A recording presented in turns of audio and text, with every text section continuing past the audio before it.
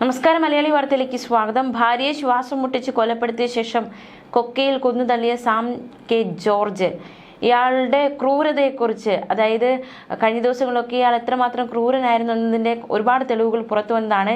ഇപ്പോൾ അതിനേക്കാൾ ഏറെ ശ്രദ്ധേയമാകുന്ന, അതായത് ചോദ്യം ചെയ്യലിനിടെ ഇയാളുടെ ഒരു പ്രതികരണം, അത് അന്വേഷണ സംഘത്തെ ഒന്നടങ്കം നടുക്കിയിരിക്കുകയാണ്.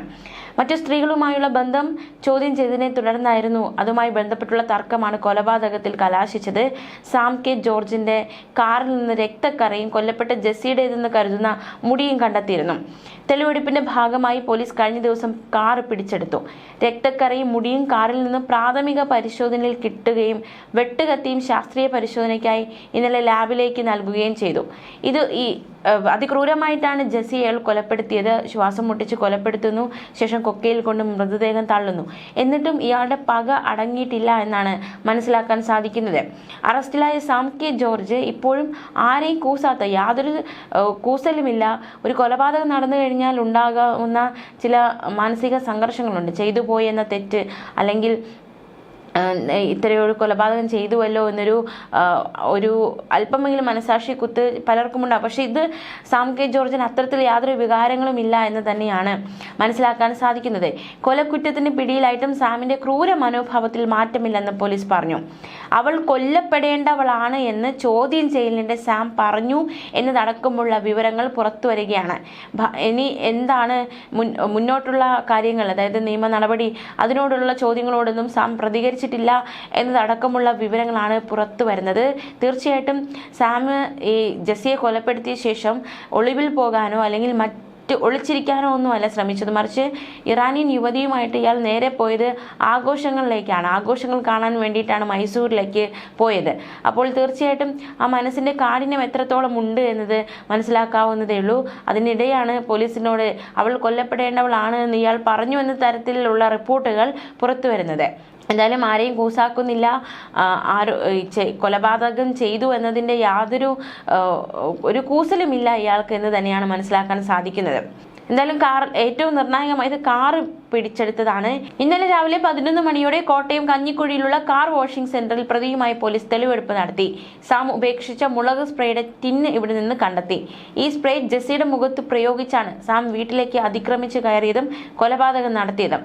മൃതദേഹം ഇടുക്കി ഉടുമ്പന്നൂർ ചെപ്പുകുളം വ്യൂ പോയിന്റിൽ ഉപേക്ഷിച്ച ശേഷം സാം കഞ്ഞിക്കുഴിയിലെത്തി കാർ കഴുകാൻ നൽകി. അതിനുശേഷം ബസ് കയറി MG സർവകലാശാല ക്യാമ്പസിലെത്തി. കയ്യിൽ കരുതിയിരുന്ന ജെസ്സിയുടെ ഫോൺ ക്യാമ്പസിലെ മാത്തമാറ്റിക്സ് ഡിപ്പാർട്ട്മെന്റിന് സമീപത്തെ കുളത്തിൽ എറിഞ്ഞതായാണ് പോലീസിന് നൽകിയ മൊഴി. പരിശോധനയ്ക്കായി സാമിനൊപ്പം പോലീസ് ഇവിടെ എത്തിയെങ്കിലും ആഴമുള്ള പാറമടയാണെന്ന് കണ്ടതിനാൽ തിരച്ചിൽ നടത്താതെ മടങ്ങിപ്പോവുകയും. എന്തായാലും ഈ കൊലപാതകം നടന്ന വീട് കാണക്കാരി രത്നഗിരി പള്ളിക്ക് സമീപത്തെ കപ്പടക്കുന്നയിലാണ് കൊലപാതകം നടന്നത്. ഈ വീട്ടിൽ പോലീസ് പരിശോധന നടത്തും. ജെസ്സിയുടെ സംസ്കാരം ഇന്ന് 2-ന് ജന്മദേശമായ പത്തനംതിട്ട കൈപ്പട്ടൂരിലെ സെന്റ് ഇഗ്നേഷ്യസ് ഓർത്തഡോക്സ് പള്ളിയിൽ നടക്കും. തിരുവല്ല ജനറൽ ആശുപത്രി മോർച്ചറിയിൽ സൂക്ഷിച്ചിരിക്കുന്ന മൃതദേഹം ഇന്ന് 1-ന് കൈപ്പട്ടൂർ പുല്ലാനിയിൽ പുതുപറമ്പിൽ വീട്ടിലെത്തിക്കും. ഇവിടെ ശുശ്രൂഷകൾക്ക് ശേഷമായിരിക്കും സംസ്കാര ചടങ്ങുകൾ നടക്കുക. മൃതദേഹം കൊക്കയിൽ തള്ളിയതിനു ശേഷം പുലർച്ചെ കൊച്ചിയിലെത്തിയ സാം സുഹൃത്തായ ഇറാനിയൻ യുവതിക്കൊപ്പം വൈറ്റിലിയിൽ നിന്ന് 27-ന് രാത്രി ബസ് കയറിയാണ് ബംഗളൂരിലേക്കും അവിടെ നിന്ന് ദസറ ആഘോഷങ്ങൾ കാണാനായി മൈസൂരിലേക്ക് കടന്നത്. ട്രാവൽ ഗൈഡ് കൂടിയാണ് സാം. കൊലപാതകത്തിൽ ഇറാനിയൻ യുവതിക്ക് പങ്കില്ലെന്ന് കണ്ടു വിട്ടയച്ചതായി ജില്ലാ പോലീസ് മേധാവി ഷാഹുൽ ഹമീദ് അറിയിച്ചു.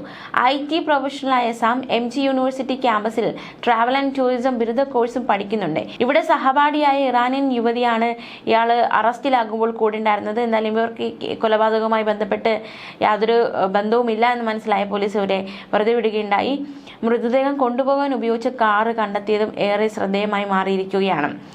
വീട്ടിൽ നിന്ന് 60 കിലോമീറ്ററിലധികം അകലെ ഇടുക്കി ഉടുമ്പന്നൂർ ചെപ്പുകുളം വ്യൂ പോയിന്റിൽ നിന്നാണ് ജെസ്സിയുടെ മൃതദേഹം കണ്ടെത്തിയതിന് പിന്നാലെ വലിയ രീതിയിലുള്ള ഈ കൊലപാതകത്തിന്റെ ചുരുളഴിയുകയായിരുന്നു. ചില കാരണങ്ങൾ കൊലപാതകത്തിലേക്ക് ഇയാളെ നയിച്ചത് സാമിന് മറ്റ് സ്ത്രീകളുമായുള്ള ബന്ധം അത് ചോദ്യം ചെയ്തത് മാത്രമല്ല, ജെസ്സിയുമായി ഉണ്ടായിരുന്ന 2 കേസുകളിൽ വിധി പ്രതികൂലമാകുമെന്നും സ്വത്തുക്കൾ നഷ്ടമാകുമെന്നും കരുതിയുമാണ് ഇയാൾ കൊലപാതകം നടത്തിയത്. കൊലപാതകത്തിന് 10 ദിവസം മുൻപ് ചെപ്പുകുളത്തെത്തി സാഹചര്യങ്ങൾ മനസ്സിലാക്കിയ പ്രതിയുടെ ഫോണിൽ നിന്ന് വ്യൂ പോയിന്റിന്റെ ഫോട്ടോകൾ പോലീസ് കണ്ടെത്തി. ജെസ്സിക്കും ഇളയ മകൻ സാന്റോയ്ക്കും സാം ജീവനാംശം നൽകണമെന്ന് Pala additional first class magistrate കോടതി 2018 വിധിച്ചിരുന്നു.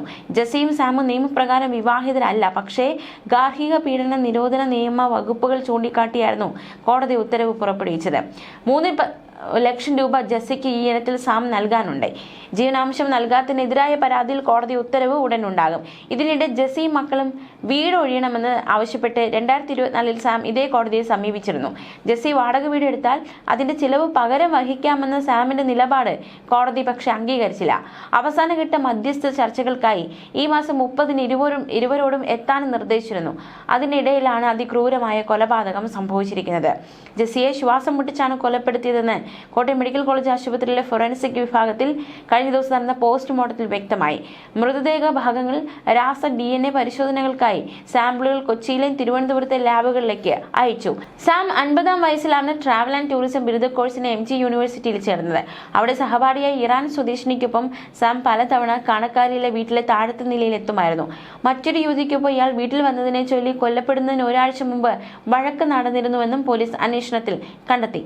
പഠനം, ജോലി എന്നീ ആവശ്യങ്ങളുമായി മക്കളെല്ലാം വിദേശത്തേക്ക് പോയിരുന്നു. ഇതോടെ 6 മാസമായി ജെസ്സി ഒറ്റയ്ക്കായിരുന്നു തന്റെ വീടിന്റെ മുകൾ നിലയിൽ കഴിഞ്ഞിരുന്നത്. ദിവസവും അമ്മയെ ഫോൺ വിളിക്കാറുള്ള മക്കൾ 26-ാം തീയതി പലതവണ വിളിച്ചു. പക്ഷെ അമ്മ ഫോൺ എടുക്കുന്നില്ല. കിട്ടാതെ വന്നതോടെയാണ് ഈ കുട്ടികൾക്കൊരു സംശയം തോന്നുന്നു, അസ്വാഭാവികത തോന്നുന്നു. അവർ പോലീസിൽ പരാതിപ്പെടുന്നു. അങ്ങനെയാണ് ഈ കൊലപാതകം പുറം ലോകം അറിയുന്നത്. 1994 ബംഗളൂരിലെ വിവേക് നഗറിൽ വെച്ചാണ് സാം ജെസ്സിയെ വിവാഹം ചെയ്യുന്നത്. പക്ഷേ വിവാഹം രജിസ്റ്റർ ചെയ്തിട്ടില്ല. വളരെ ആസൂത്രിതമായി കൃത്യമായ പ്ലാനിങ്ങോടെ നടത്തിയ ക്രൂരമായ കൊലപാതകമാണ് സാം ചെയ്തത്. അതിനുശേഷം അയാൾക്കൊരു കൂസലുമില്ല എന്നതാണ് അതിനേക്കാൾ നടുക്കുന്ന വിവരം. ന്യൂസ് ഡെസ്ക് മലയാളി വാർത്ത.